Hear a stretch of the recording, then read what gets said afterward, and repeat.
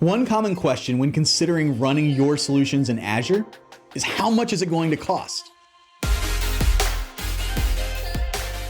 My name is Eric Boyd.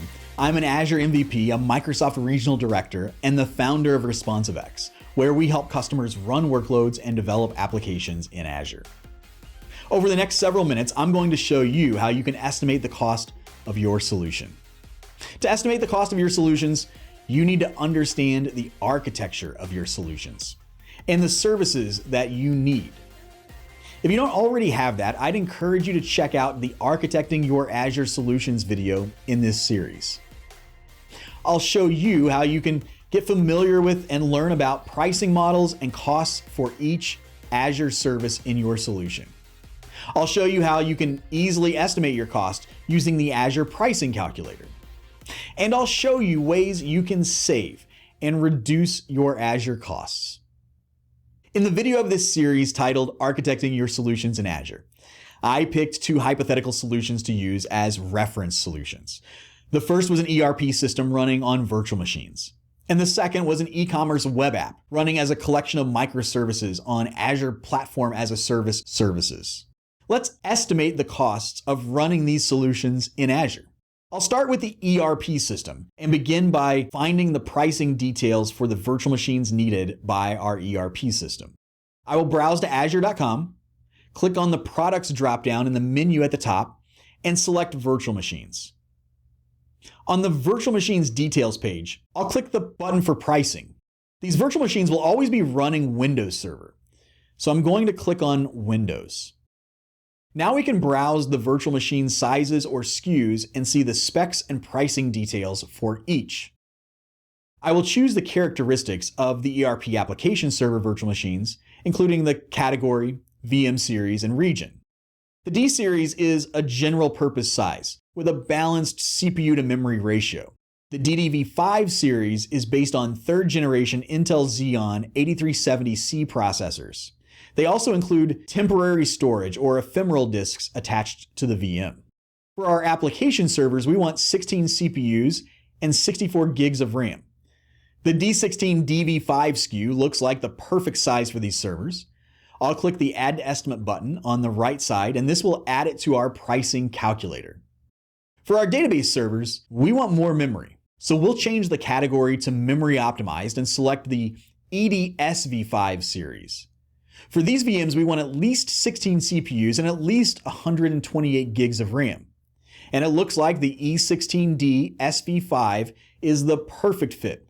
I'll click the Add to Estimate button on the right side, and again, it will add it to our pricing calculator. I'll click View on Calculator, which will take me to the Azure pricing calculator. Once you know the Azure services needed for your solution and the sizes or SKUs you need, the Azure pricing calculator is a great tool for rapidly estimating your cost. You can also browse directly to the Azure pricing calculator from the pricing menu at the top of azure.com. Here in the pricing calculator, you'll see a banner at the top that lets you know that if you log in, you can save and share your cost estimates with others. And I will log in just a moment, but first I'm going to scroll down just a bit. The first section you see has the Products tab selected. This lets you find Azure services by searching or browsing the categories. You can then add the service to your estimate. You'll find your estimate by scrolling down below the Products tabs, and in our estimate, you will see the virtual machines we added to our estimate. This is where you can configure the service details for your solution, and this will provide an estimate of the cost for each of those services. I'm going to add a second VM because our solution architecture includes the two load balanced VMs to add redundancy and improve availability. I'll leave it set at 730 hours a month because that's the average number of hours for a full month. I'll name this service so that I don't have to try to remember the purpose of this specific VM configuration. I'll scroll down to the next virtual machine and name it. This is the virtual machine that will be used for SQL Server. If you already have SQL Server licenses, you can use those in Azure. If not, you can pay for SQL Server licensing in the same way you pay for the virtual machine, based on hourly usage. I'll also increase the number of VMs to 2. When using virtual machines, you will also want to consider your disk requirements, both capacity and performance. To configure the disks, expand the Manage Disks section and select the tier, size, and quantity. Once you have your services configured, you can scroll towards the bottom and see the estimate total. I'm going to scroll back to the top of the estimate and create a new estimate for our e-commerce web app. But before I do that, I'm going to name this ERP system estimate. Now I will scroll back up to the products section and add services that I need for this solution. I'll click into the compute category and add an app service for my APIs and web front end. I'm also going to add Azure functions for my backend processing. And I'm going to use Cosmos DB for storing some of the data in our e-commerce app. So I'll search for Cosmos and add that too. I'm now going to store binary data using blob storage in Azure storage accounts. So I'll search for blob, click on storage accounts. Lastly, I'm going to need Service Bus for messaging. So I'll search for Service Bus and add it too. Now, for the sake of time today, I'm not going to configure each of these services in this estimate, but I am going to name the estimate. And I want to save these estimates. So I'm going to scroll towards the bottom again. It will ask me to log in. After logging in, I will select each estimate and click the Save button. It will ask me to confirm the name for each of my saved estimates. And when I want to retrieve one of my saved estimates, I just click on the Saved Estimates tab. I can also get a copy of this estimate in Excel by clicking on the Export button. What I've been showing you in the pricing calculator is the pay-as-you-go pricing, which is standard commitment-free pricing. But there are several ways you can save on the pay-as-you-go pricing. First, there's the free offer. If you signed up for an Azure subscription using the free trial, then you get $200 or 30 days to use Azure services for free. And even better, if you convert your subscription to pay-as-you-go, you can take advantage of many services for free for the first 12 months. And some even have tiers that are always free. You can learn more about the free offer at azure.com/free. The free trial and free offer are great for getting started with Azure, learning or earning Azure certifications, and your own dev test sandbox for creating solutions in Azure. If you are a Visual Studio subscriber, there's also dev test pricing that provides discounts on services for non-production workloads. Workloads that are interruptible with flexible execution times can take advantage of spot pricing. Spot pricing gives you access to unused compute capacity at up to a 90% discount.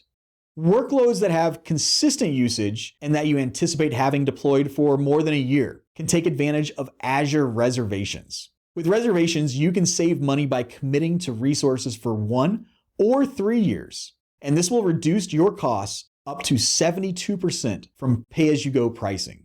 If you want to save money, but need more flexibility in the compute resource sizes than what's provided with Azure reservations, you should consider an Azure savings plan. With an Azure savings plan, you can reduce your compute costs by up to 65% by committing to an hourly usage amount for 1 or 3 years. And it makes sense for your usage patterns. You can use reservations and savings plans together to get the best savings possible. Lastly, if you have existing on-premises Windows Server or SQL Server licenses, you can use those in Azure with the Azure Hybrid benefit.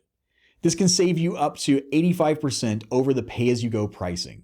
As an example, because we have existing licenses for our ERP system, we can take advantage of the Azure Hybrid benefit.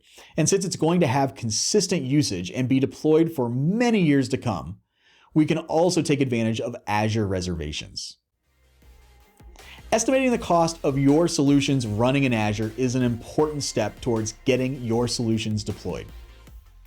Before you can estimate the cost, you need to know the solution architecture and the services and sizes you will need for your solutions.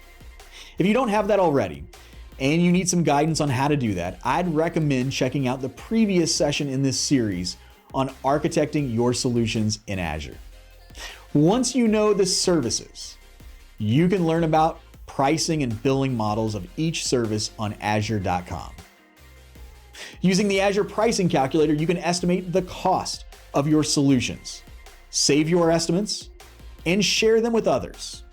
And I'd recommend taking advantage of the many ways that you can save, including the free offer, Azure reservations, Azure Savings Plans, Azure Hybrid Benefit, spot pricing, and dev test pricing. In the next video of this series, I will walk through how you can go beyond estimating the cost of your solutions to managing the cost of your solutions running in Azure.